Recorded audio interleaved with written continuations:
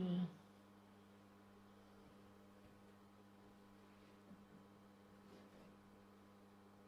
Try it there this week. How are we fixed? Yes. Somewhere around there? Yes. Okay. Hello, good evening, welcome, hello, whatever time of day it is, not necessarily evening when you're watching this. So we've come back to our New Testament criticism Bible study.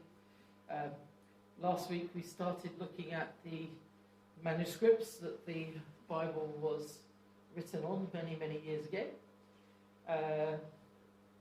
New Testament manuscripts, that is, so from about the year 100 AD, something like that, is when we start to see little bits of manuscripts appearing, and then various developments happen after that, and that's what we've been looking at. I know at least a few people have found interest in the course during the course of this week.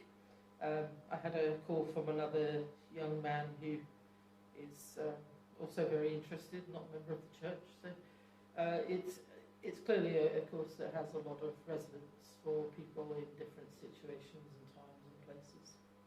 So let's have a quick prayer, if that's all right, and then we'll get to New Testament criticism and the nature of the materials that we use to make New Testament texts. Father, we thank you that we can come and learn of you.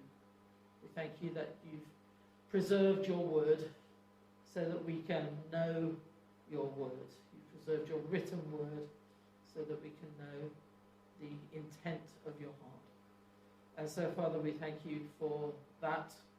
We thank you that we can know things intellectually and that they confirm our faith.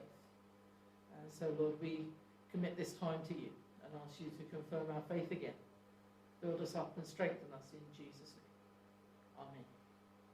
All right, I'm going to turn the lights off. Isabel is going to focus the camera on that screen and we'll get started.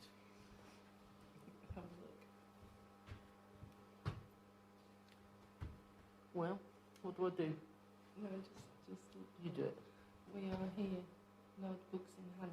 Oh, bravo, Lawrence. And Marjorie, of course, if that's we. Lawrence and Marjorie, we will get you some notes. If we know that you're planning to be here, we'll get some notes for you on a regular basis.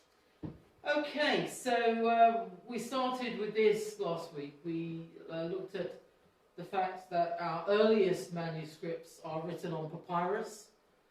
We said there are about 125 manuscripts that we have documented, catalogued in the world today.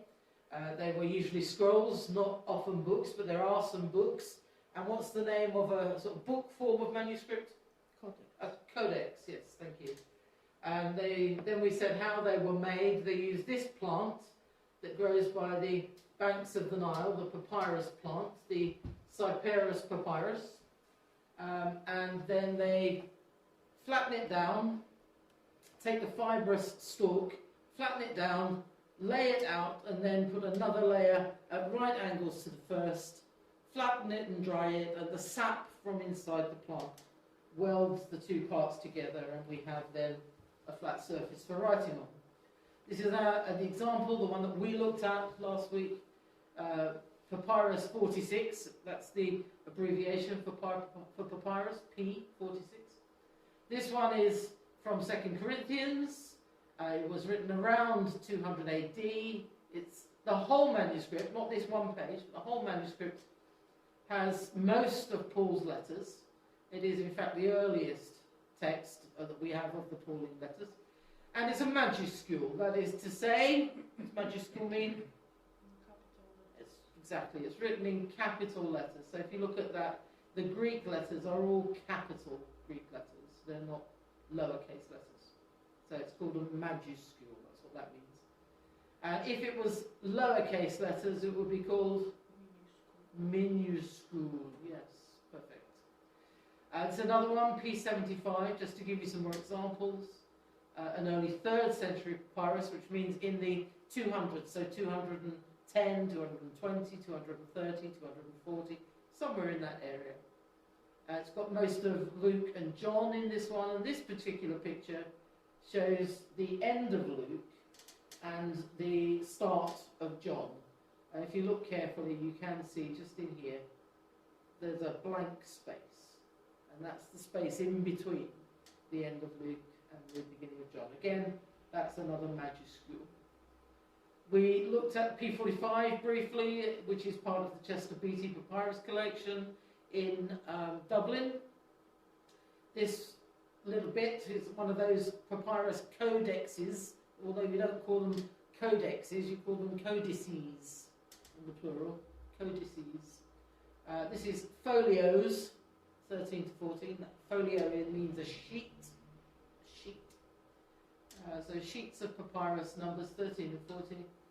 This one's the Gospel of Luke, 3rd century again, and it originally had all 4 Gospels, but now we've lost some. So these are, I'm showing you these so that if you want to go and look at them in future, you can always go back on the internet and look for papyrus P45 or manuscript P45, and you'll find them, and you can look at these pictures in more detail, and of course in colour, which is always helpful.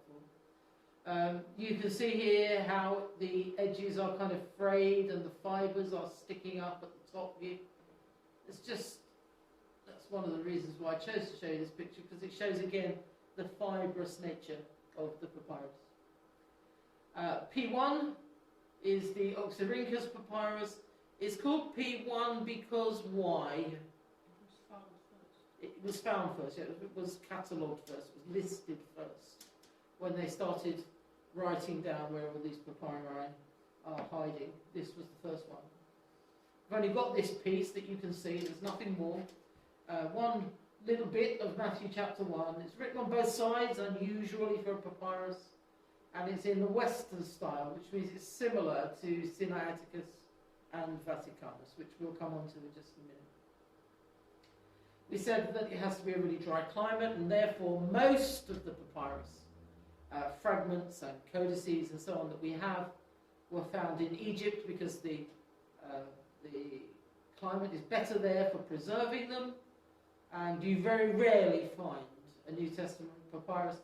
But do you remember I told you last week that people like Josh McDowell, the apologist, he's found them turned into death masks, like used like papier-mâché. And he's actually found some of the very oldest ones in that and other places in Egypt. But they are difficult to find now. You don't just sort of walk along the street and buy one from W.H. Smith's. It's not going to happen. The other material that took over from papyrus was parchment. We did all this last week, so I'm rushing through. Remember the difference between parchment and vellum. Parchment is animal skin, vellum is very finely treated animal skin, which means that all vellum is parchment, but not all parchment is vellum. It all starts out as parchment, but you have to treat it further in order to turn it into vellum. It began to be used in the 4th century, it's more durable than papyrus, and it's easier to write on both sides. So parchment was really, really good, but eventually it started to be replaced by paper by the 14th century. Okay. Things started changing on and moving on. Where does parchment come from? Which city? Pergamum, yeah, well done. King Eumenes of Pergamum wanted to make a new library and outdo the Egyptians. The Egyptians didn't like that, so they put an embargo on papyrus, and you can only make papyrus effectively by the Nile down in Egypt. And so King Eumenes had to find a different way of writing on something. What can I write on now if I can't get parchment, if I can't get papyrus? So he invented parchment. And remember, Pergamum, if you say a soft G in the middle instead of a hard G, it's Pergamum. and that starts to sound much more like parchment, Persian parchment, and that's where the name parchment comes from Bogan. It was made from animal skins, cattle, sheep, goats, antelope. They soaked them, they rinsed them, they stretched them, they scraped them with a lunellum, and a lunellum is a what? Yeah, it's a kind of half moon-shaped knife. That's one of them there on the right-hand side. And on the left you see a monk from something like, I think that image is probably about the 10th or 11th century, and he's scraping the animal skin that's all stretched out on a frame, and that's basically how they make parchment. But it's a long process and it's a harsh process. And as you scrape the vellum, the animal skin, so not vellum, animal skin, not vellum, you sometimes make holes in it. And you couldn't just throw the parchment away because it was expensive stuff. So they just wrote around the holes, and that's a sample of that. This is a very late manuscript. It's a Latin manuscript, much later than most of the ones we've looked at so far.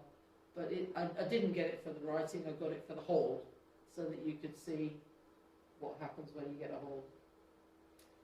We talked about this one, Codex Berretinus. Codex means in a book form, not in a scroll form.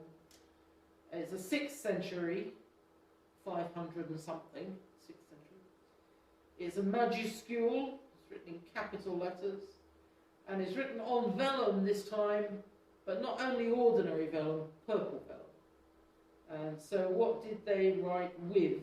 What kind of ink did they write with when they were writing on purple vellum? Silver, yeah, mostly silver. If you look very closely, and I don't think it's terribly visible on the video, but if you look very closely, there are some words that are darker. They're not silver, they're in a darker colour, and that is gold. And again, if you look very closely, if you're able to do that, each of those gold words has a horizontal line across the top of it, and that denotes, that horizontal line across a particular word denotes what you call a nominum sacra, a sacred name. In other words, it's one of the names of God. So they wrote the whole thing in silver and the names of God in gold. On the right-hand side, you see the original.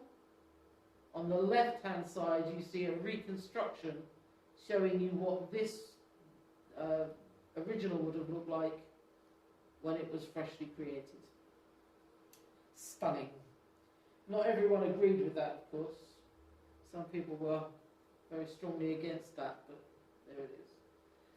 So parchment still degrades over time through environmental conditions, but it was stronger and more durable than parchment, than papyrus, sorry. Two of the oldest New Testament manuscripts, remember that abbreviation? NT, New Testament, MSS, manuscripts. They're on parchment. That's Codex Vaticanus and Codex Sinaiticus, both from the middle of the 4th century. They think Codex Sinaiticus is from about 325, Codex Vaticanus a little bit later, maybe 350. But both from that sort of time. Codex Sinaiticus is the oldest surviving one, and you can see it at that place, codexsinaiticus.org. And you can go there, and as we did last week, we went there, we played with it a little bit, and I showed you the different images and the raking light and the standard light, and you can see it in different lights and look up different verses and so on. It's all there, it's all available to be played with, free access, you don't have to pay, you don't have to sign up, you can just go there and play with it if you feel that way inclined. This one, Codex Vaticanus, is also partially digitized, not completely, and that one is at digi.vatlib.it. So it's digital.vaticanlibrary.italy. digi.vatlib.it. So Similar sort of thing, you can play with that as well. Of course, parchment was expensive, it took a long time to produce, and from a whole sheep you only got 4 pages of parchment.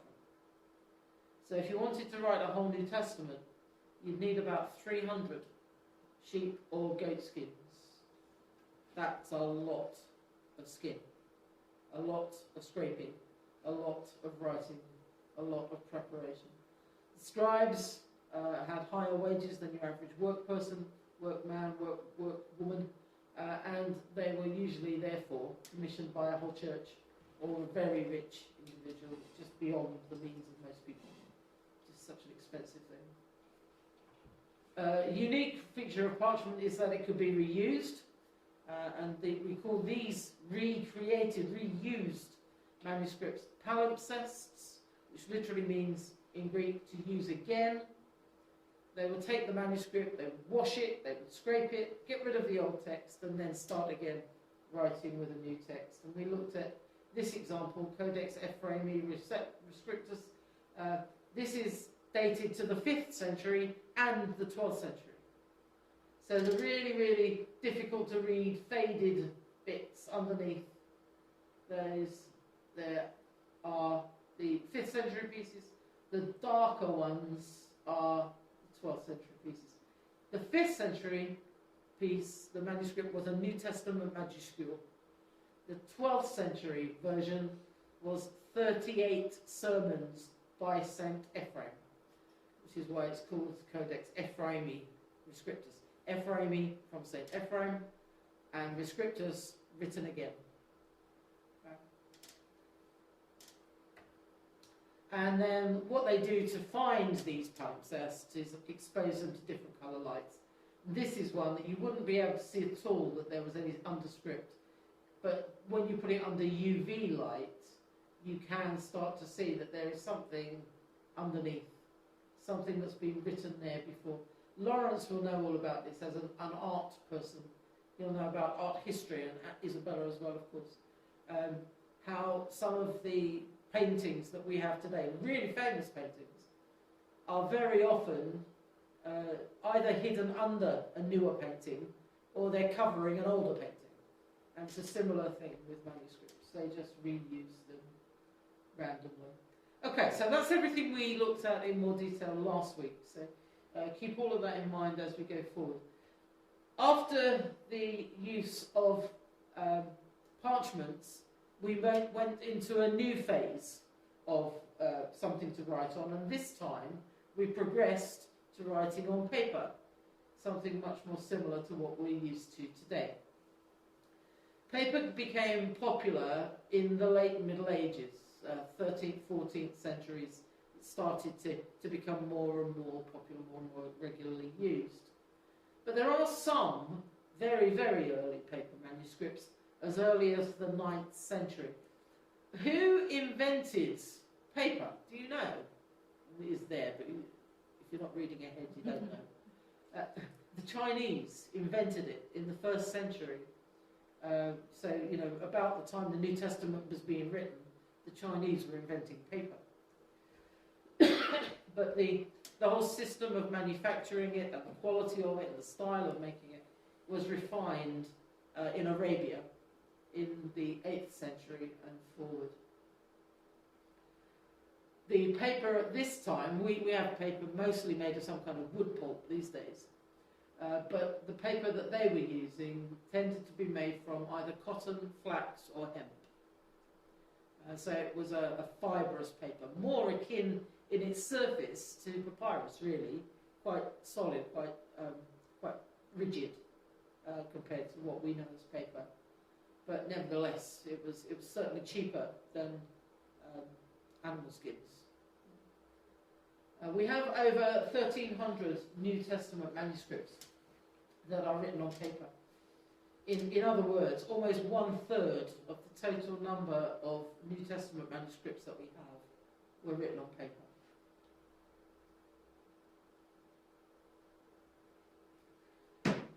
As I said, paper became more and more popular from really the 9th century onwards.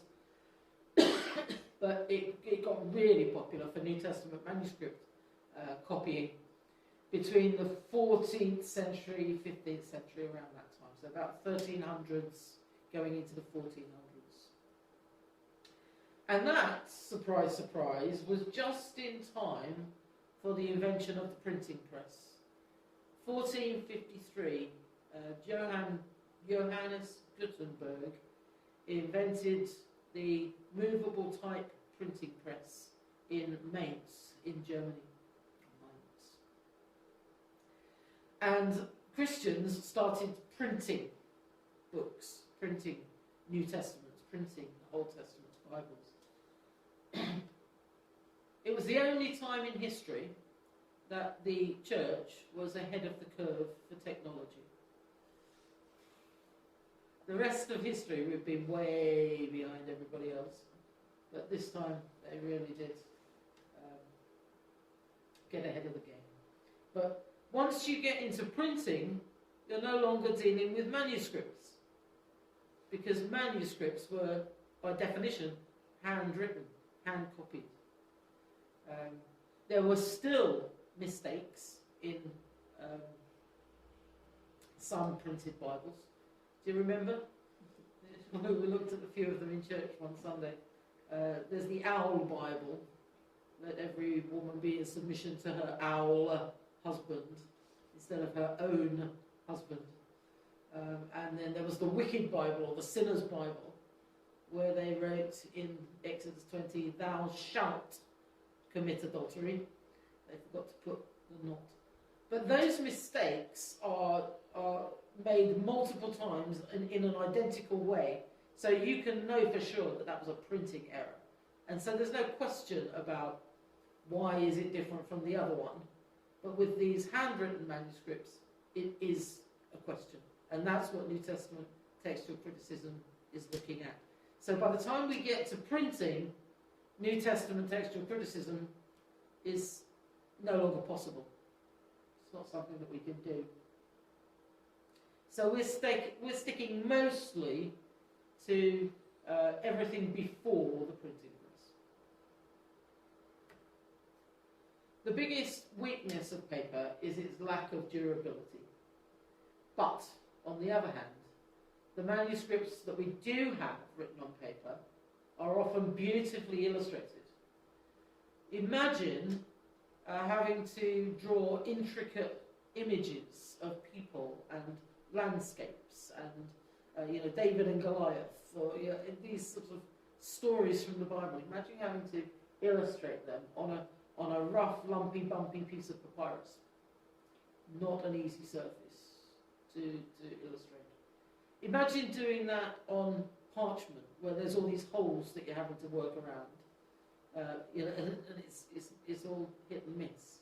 Not the easiest thing. But once you get to paper, it is much smoother and accepts colouring much more easily.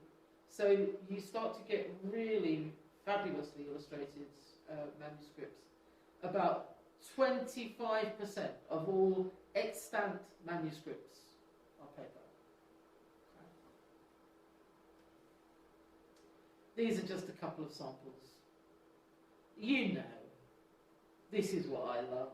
I mean, this on the left is a book of hours. It's about travelling and so on, so you don't need to worry about that. On the right is what? Yes! Because I can't resist a Catherine wheel when I see one. So I went looking for some examples of later New Testament manuscripts on paper, and these were two of many, many, many, many, many pictures on the internet that are available. So you notice things about these. The work, the quality of the artwork is like literally a work of art. We're no longer having crude illustrations, but now we're really, I mean, you have to be an artist to create something like this. You can't just be someone who can write. This is a whole new level. Notice how small and detailed the handwriting is. It's come down in size, and they're really getting lots and lots of letters in. With previous surfaces, that was much more difficult, so the writing tended to be slightly bigger. And this is just getting more and more ornate and amazing. This is another one, Book of Hours, just astonishing. Annunciation to Mary on the left, and the whole sort of story of the entire Bible on the right. The whole redemption story there. But just beautifully created.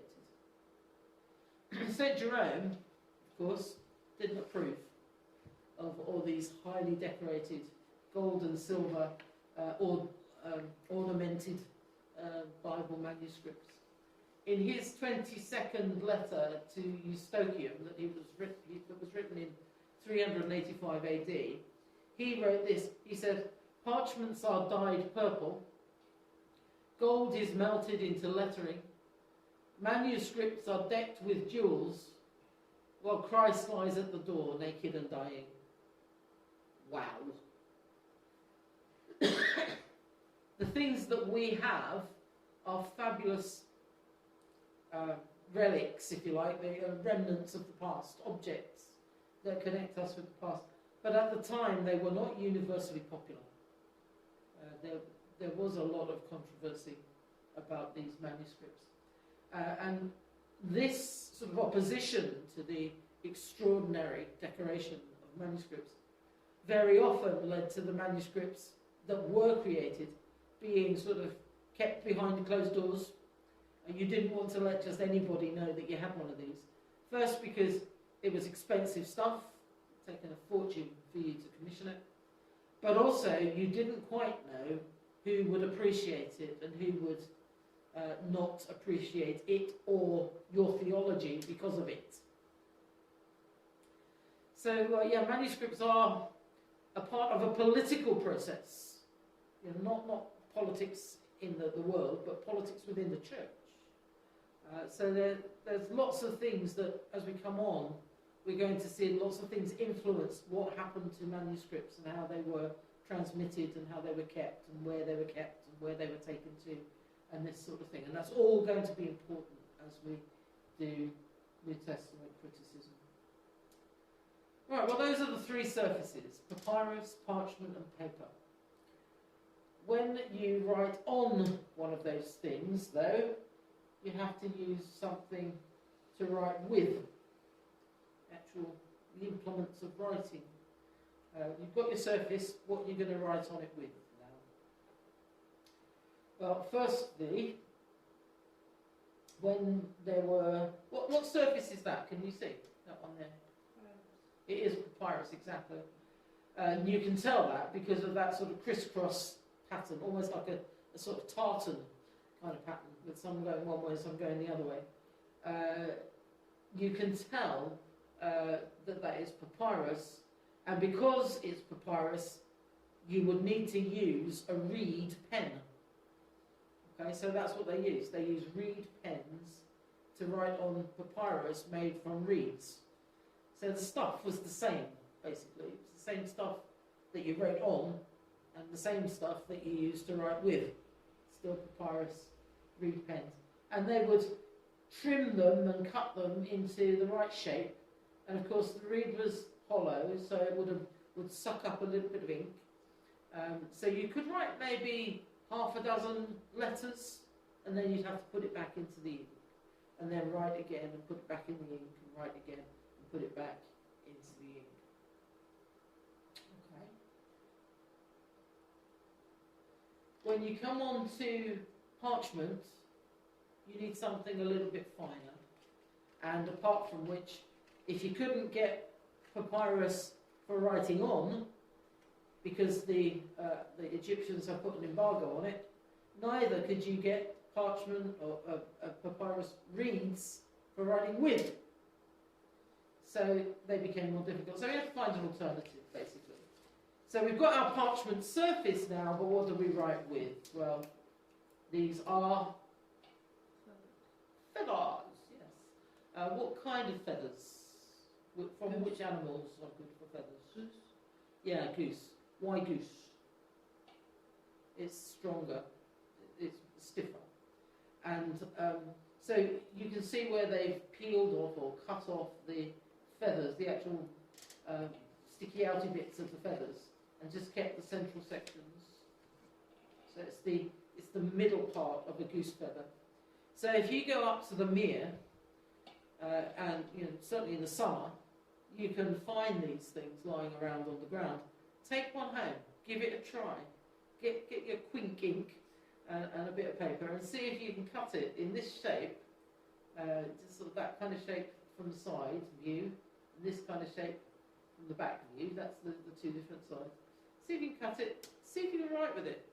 You'll have to do a little bit of writing and then sharpen it a bit more, and then do a bit more writing and sharpen it a bit more. So you use up the length of the feather eventually. You just trim it and trim it and trim it. Which is why when you see medieval films or films about medieval times, they always have like 6 feathers stood in a pot. It's not because they're greedy, it's because you use them up and you need a new one fairly regularly. Does anyone know what this is?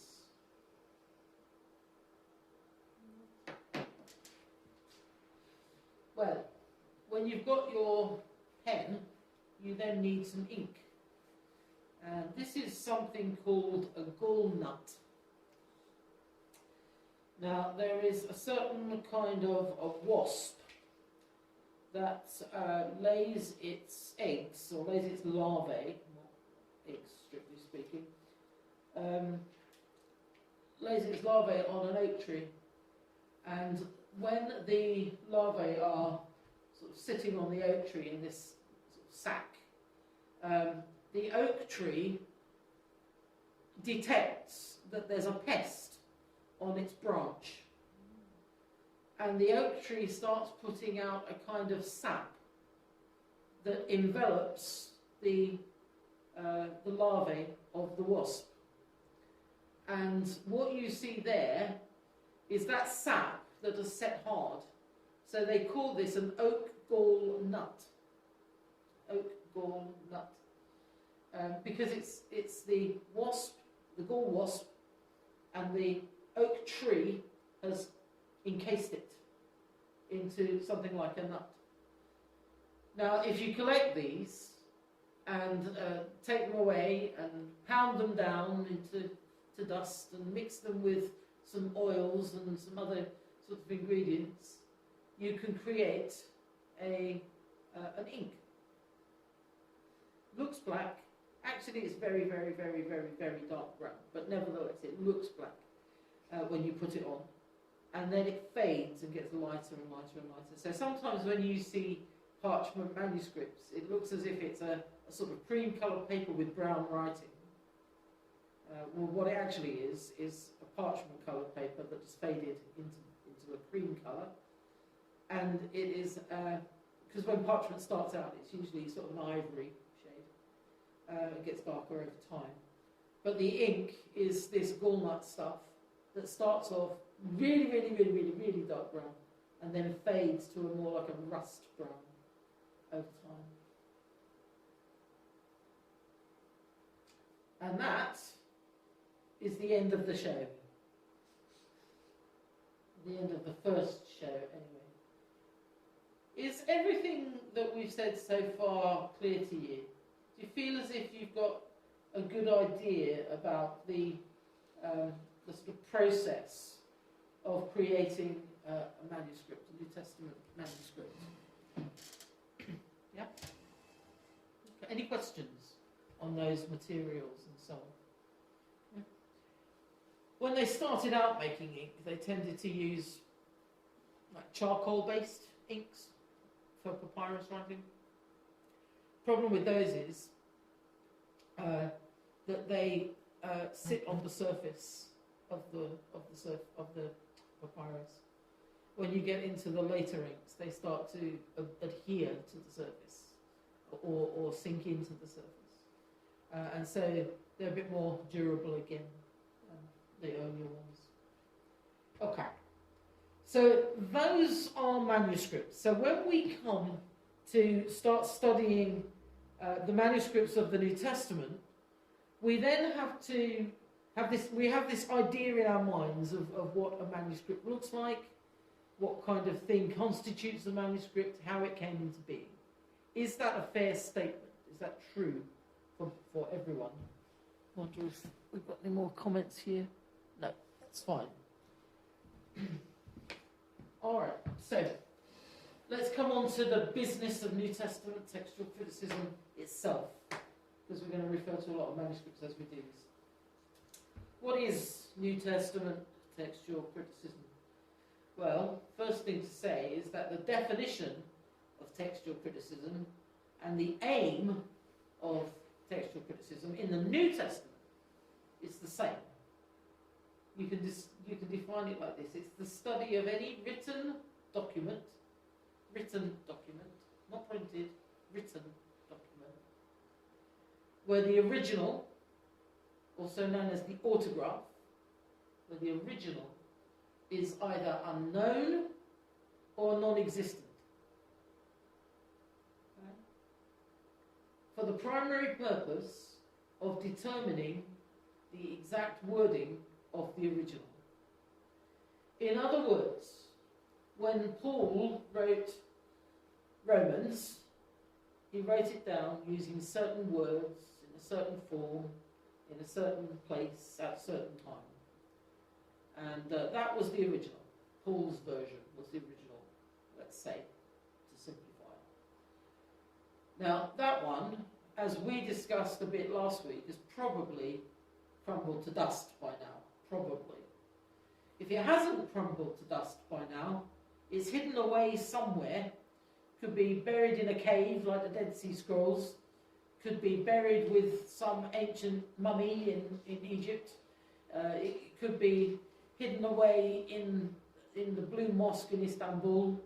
It could be anywhere. It could be in a giant sealed cardboard box buried under the North Pole, for all we know. It could be anywhere. So we say it's either unknown or non-existent. We don't know where it is, or it doesn't exist anymore. What we do have is the copy of the copy of the copy of the copy from maybe 50, 60, 70, 80 or 100 years later. That's our earliest version of Romans. So how do we know, when we look at our earliest version of Romans, that those words on that page are the same as the words that Paul wrote when he wrote his first version of Romans? Well, we don't automatically. What we do is we compare all the different copies of Romans that we have, and we try to work out, using lots of tricks and systems and formulas and processes that help us to try to get back to that original that Paul wrote. And that's what New Testament criticism is all about. So it's the definition of what textual criticism is, but it's also the objective, the aim. We want to get back as close as we can to the original, or to the original itself. That would be lovely. Thank you very much, Paul. The secondary aim of textual criticism is to find out how and why scribes have changed the text, and what those changes show about the scribes and maybe their circumstances. So if someone is writing in the middle of the 4th century and they've produced a manuscript that challenges the idea of the Trinity, what might be going on there? Well, in the early part of the 4th century, there was this huge debate in the church about whether Jesus was God, and whether God was one or three or one or two, or dualism was around, and all sorts of heresies and strange ideas.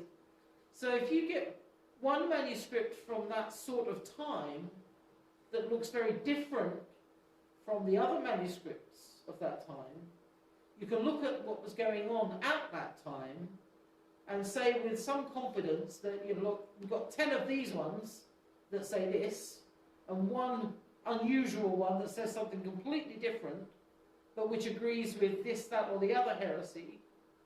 Then you can look at them and say, well, these 10 are closer to one another, and therefore more likely to be closer to the original than this unusual one, which was probably written by a scribe who was trying to make a point about his faith or his belief in one of these heresies that was around in the early 4th century.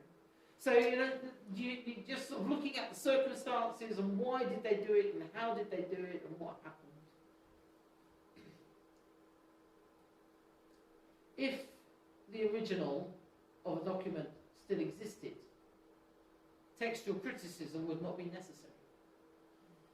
If Paul had very kindly locked up an original copy of every single one of his letters, and Matthew had locked up a copy of Matthew, and Mark had locked up a copy of Mark, and so on, and if they put them all in a giant, steel safe and deposited them in the Bank of England, we wouldn't need to do textual criticism because we would have the originals.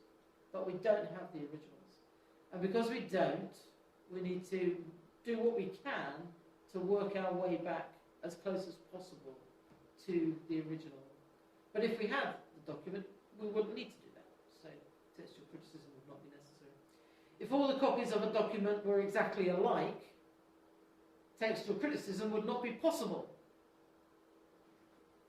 If all the copies of a document were exactly alike, if they said the same thing in every single place, all the way through them, textual criticism would not be possible. Why? That's a question for you to answer. Why? It's not rhetorical. No change, so No changes, so no problems. no problems. Nothing to compare. Nothing to compare. Because they're exactly the same. Okay. So, this is an important thing. When we talk about the original text, what are we talking about?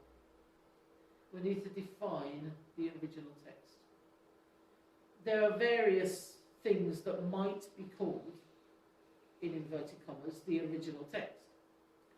Is it, for example, is it the text that the author first wrote? Now, Paul will sit down, Tertius will sit down, and he'll write out this text of Romans that Paul dictated.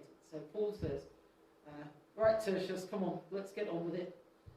I'm not ashamed of the gospel of Christ, for it's the power of God unto salvation to everyone who believes, to the Jew first and also to the Greek.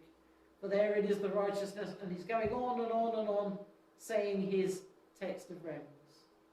Now, when Tertius was writing this down, he hears, maybe, I'm not ashamed of the gospel of Christ, for it is the power of God unto salvation. So he writes down power, because that's what he hears. And then at the end of the whole process, when they've got to the end of Romans 16, Tertius gives this manuscript to Paul, and Paul reads it, and he says, Tertius, you're an idiot. I didn't say anything about a parrot. I said the power of God. So Tertius then has to go back, cross out parrot, and put in power. Now, which is the original? Is the original parrot, or is the original power? Parrot was the first thing that was written on the page. So technically, parrot was the first text. Parrot was the original text. I'm not ashamed of the gospel because it is the parrot of God. I'm sorry.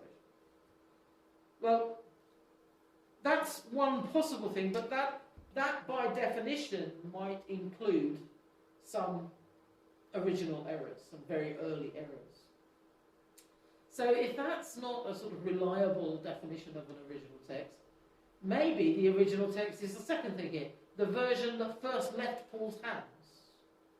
And that's the version that he's looked through, he's read through it, he's corrected the parrot, changed it to power, he's gone through the whole of the 16 chapters of Romans and corrected every single one of them wherever Tertius has been deaf or didn't have enough light or his wheel broke and all of it. He's corrected all of that.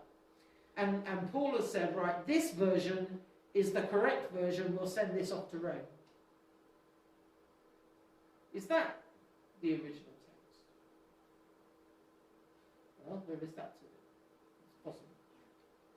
What if Paul, when he got to Rome, because he arrived in Rome, maybe 7 or 8 years later, after all those arrests and missionary journeys, and eventually being arrested and taken to Malta, shipwrecked, and all of that stuff. And finally, he got to Rome, and he's sitting in his house arrest in Rome after he's appealed to the emperor. And maybe someone comes up to Paul and gives him a copy of this letter that Paul had written in AD 59. And Paul looks at it and he thinks, well, I've learned some things since then. I'm just going to add a few little notes in the margin. So, I'm not ashamed of the gospel of Christ, for it is not the parrot, but the power of God. No, I want to change that. It is the extremely great power of God. So he'll add something in the margin. And he'll go all the way through the book of Romans and do this. Make some annotations. Make some amendments. Add a verse here or there. It's Paul's letter. Paul's adding it.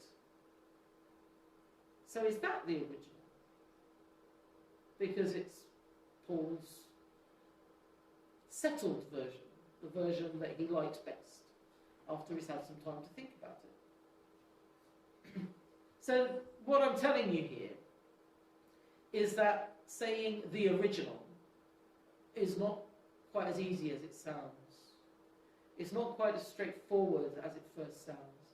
So whenever you hear a preacher or a teacher or some Christian philosopher or some person who is sort of standing up and telling you about the New Testament, question when they say, in the original it says, and tell you what it says in Greek, question which original? Which original are we talking about? Are we talking about the one that the author first wrote? Are we talking about the one that actually left his hands? Are we talking about a later version that he might have fine-tuned? Or are we talking about a copy that was copied 100 years later, or 2 or 3 or 400 years later? What do they mean when they say in the original? And that's what New Testament criticism tries to get to, that original.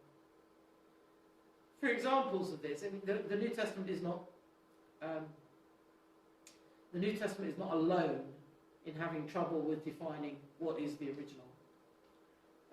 Shakespeare, same problem. There are at least 2 versions of Shakespeare's plays. There's get the date right, I can't remember the date now. It's something like the 1615 version and the folio version. 2 different versions. What they would do is Shakespeare would be writing the plays and he'd give all the parts to all the different characters. And then at some point they tried to sort of compile it all into a big book and keep that book with all the parts and all the full story of the play. They'd keep that at the theatre. Or the travelling company of players would take it with them, and that would be part of their properties. Mozart would write a symphony without even hearing it. Just write it down, just on a piece of paper. You know this, John. Just write it out. Boom, boom, boom, boom, boom. And then when it was played, as he was listening, oh no, we'll tie those notes together. We'll adjust that one. We'll put a sharp here. We'll turn that into triplets. And he played with it and adjusted it and edited it as it was being played. Very common for authors to do this. It's not only the New Testament that does this. But what it means is it's very difficult to tell what does the original version mean. What does it look like? What is it? Where does it come from? Where do we find it? Our best definition of original text is that it is the version that first left the author's hands. All of Paul's later annotations might be good and useful and helpful, but they're not the first version that has already started influencing people, that people have already started reading, that they've already started copying, that they've already started passing out around all the churches. So it's the version that left the author's hands. Not the one with the parrots in it, but the one that Paul was happy with. That one is the one that we regard as the original. So whenever I talk about the original text, that's what we're talking about. The original version is the one that first left the author's hands, whether that was Matthew, Mark, Luke, John, Paul, whoever it was. It's also known, the original text is also known as either the autograph, which we've already defined. The autograph is, essentially, it's the one that the author signed. He signed off on this. He signed his autograph, his signature on it. He said, this is the one, this is the version, this is the one that's going out to the churches. And it's also called in German the Ausgangstext. The Ausgangstext. What's funny? Nothing. Something strange in Polish, isn't it? No, in Okay. German. In German. Okay. What's funny? It's good that it's not called Ausfahrt. It's very good. It's not called that, yes. No, the Ausgangstext. All of these mean the same thing. When you're doing New Testament criticism, you might hear people talk about the original, the autograph, or the Ausgangstext.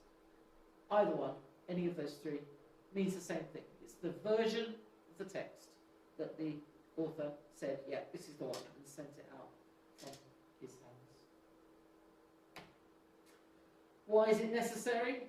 Well, because those autographs, those Ausgangstexts, copies, the versions no longer exist, as far as we know.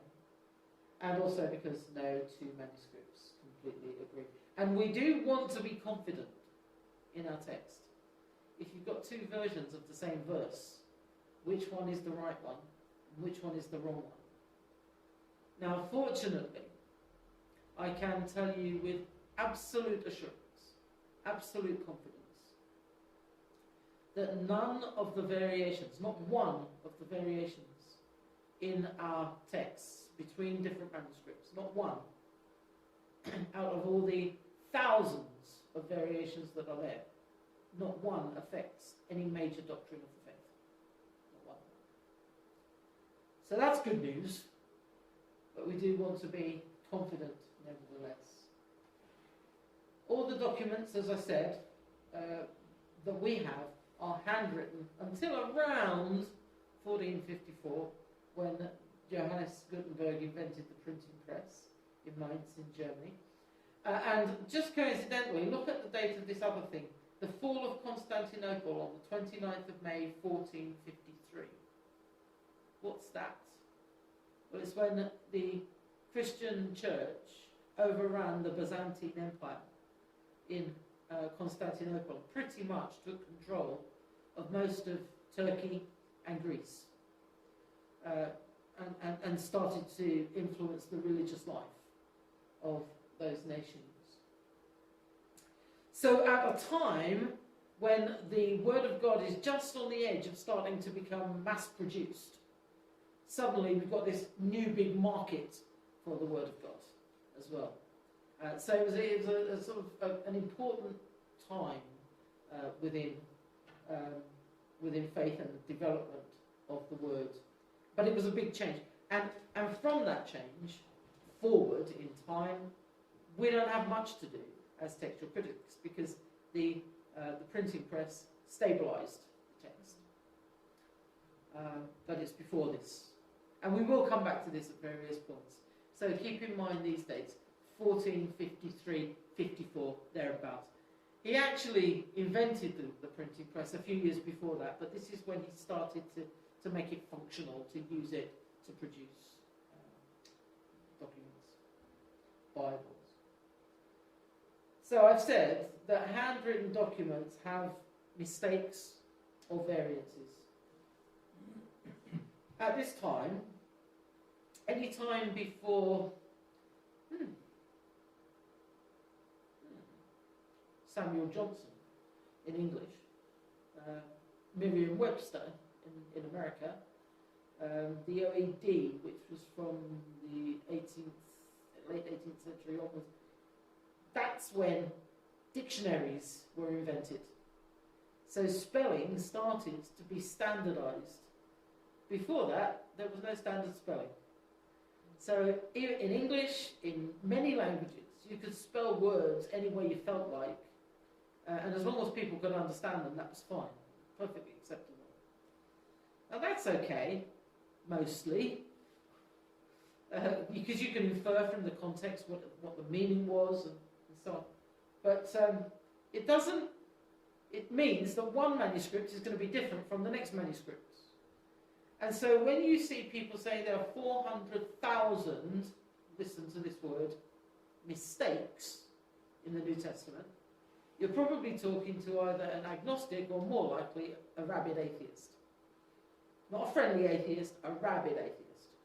One that is out to prove that the Bible is full of mistakes. Well, what are those, in inverted commas, mistakes? They're things like, most of them, this. And remember, we're talking about Greek now. In the Greek manuscripts, there is one passage, there are two passages that are 12 verses long that are different in different manuscripts. There are 12 passages that are 2 verses long that are different in different manuscripts. There are about 20 passages that are about 1 verse long that are different in different manuscripts. Everything else is spelling and punctuation differences. Now, hang on a minute. Think about this. This is nearly 6,000 Greek manuscripts written over the period of about 1,200 years. And you're telling me that in all of those manuscripts, written, copied, all over the place, different countries, different people, different scribes, different beliefs, different doctrines, different everything. With all of that, there are about 400,000 so-called mistakes. And out of all of those 400,000 variances, differences, mistakes, only 2 of 12 verses, 12 of 2 verses, 25 of 1 verse are significantly long. Everything else is spelling and punctuation. Think about that. How accurate is that? That is remarkably accurate. If you got a paragraph from a newspaper and you copied it out and then gave it to your friend, as we said last week, gave it to your friend 2 or 3 times a day, and took their copy and passed that on, and took their copy and passed that on, took their copy and passed that on. You got everyone to copy it at every stage. 2, 3, 4, 5 weeks from now, it would be unrecognisable. Because your handwriting may look different to my handwriting. I may see something, I think, oh, it's a bit dodgy, I'll change it. Someone else might just not be paying attention, or they might be cooking when they're doing the copy, and the timer goes, so they leave it halfway down their copy, and then when they come back to it, they miss a line. All sorts of stuff can happen. But when you transmit texts for such a long period of time, so many different contexts, to have only maybe 50 significant differences in the whole of the New Testament, I think that's pretty remarkable. I do. Maybe I'm crazy. But a lot of these mistakes, so-called, were about spelling. And, for example, as you see here, within the space of 8 verses, John, not this John, John the Gospel John spells the word anoigo, which means I open, in 3 different ways, in the space of 8 verses. But everybody knows it's anoigo. Everyone knows what the word means. Everyone knows what John was saying. So it's easy to see that those 3 spellings are just mistakes. So yeah, there are mistakes in the Bible, but are there mistakes that matter? Not a lot. Not a lot. Many of them are just things like this. Among the early manuscripts, there are between 6 and 10 of these type variances per chapter. And this is when you're only comparing two manuscripts. So you compare two manuscripts and you've got two variances. There are about 250 chapters in the New Testament, and that means there are round about 2,000 differences, or as some people would say, mistakes, between two different manuscripts, closely related manuscripts. So it looks like a lot in that sense, but when you compare it to the whole body of literature, it's tiny numbers.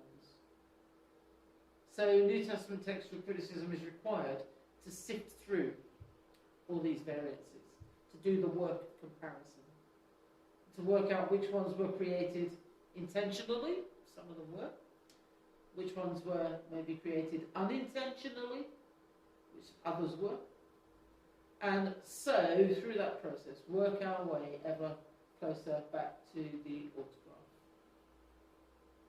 Now, how many New Testament manuscripts do we actually have? We'll come to that next week, but it's a lot. That's it.